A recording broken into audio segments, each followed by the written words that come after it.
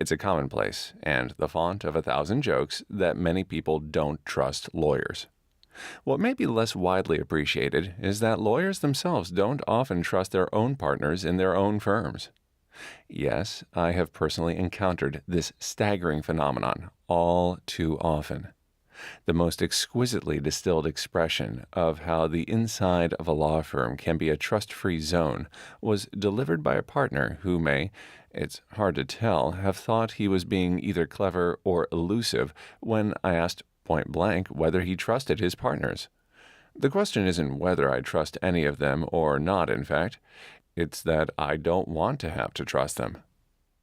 You might think that in discussions about a firm's strategic direction, trust is secondary, a peripheral nice to have, so long as competence and capability are a given. Not so, at least not when it comes to communicating about critical topics, and we have a study out of Princeton University to prove it. The authors polled adults about their views of common American jobs on the dimensions of warmth, trustworthiness, and capability, competence. Lawyers rank on a par with prostitutes when it comes to trust.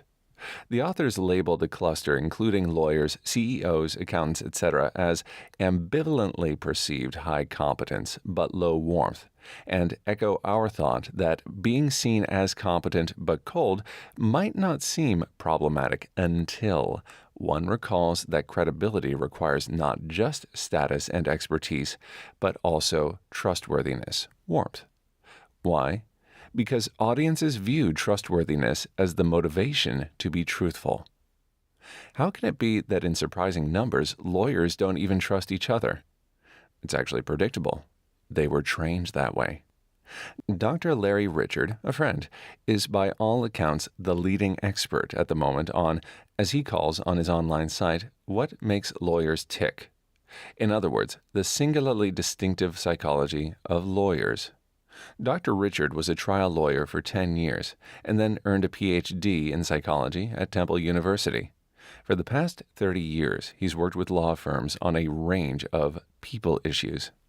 Here's what he has to say, emphasis supplied, about lawyers and the personality trait labeled skepticism, which is the opposite of a trusting nature. People high in skepticism are low in trust and vice versa. I've been gathering data on lawyers' personalities since the early 1980s. Personality traits are typically measured on a percentile scale, ranging from 0% to 100%. When large samples of the general public are tested, individuals' scores on a given trait typically form a classic bell curve, with the mean average for any given trait hovering around the 50th percentile. But lawyers are different. As I've written about elsewhere, there are a number of traits on which lawyers tend to score much higher or much lower than the general public. In short, we're outliers. The most extreme of all these outlier traits, the one on which lawyers consistently score higher, i.e. above the mean, than all others, is skepticism. People with a very high skepticism score tend to look at the world through a glass half-empty lens. They focus on problems rather than what's working well. They tend toward the suspicious. They assume the worst and rarely give others the benefit of the doubt. They wonder what another person's real motive might be for any action that person takes. They question any assertion made by another person, and they tend to be slower to trust others.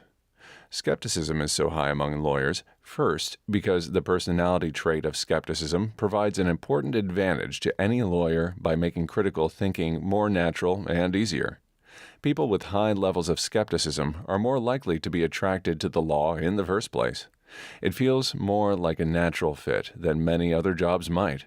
So the legal profession starts out with an overrepresentation of skeptics.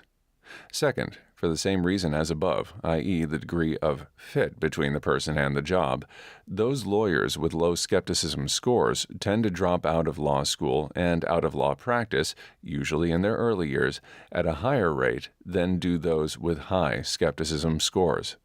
This concentrates the herd and results in a more overall skeptical cohort of lawyers who remain in practice.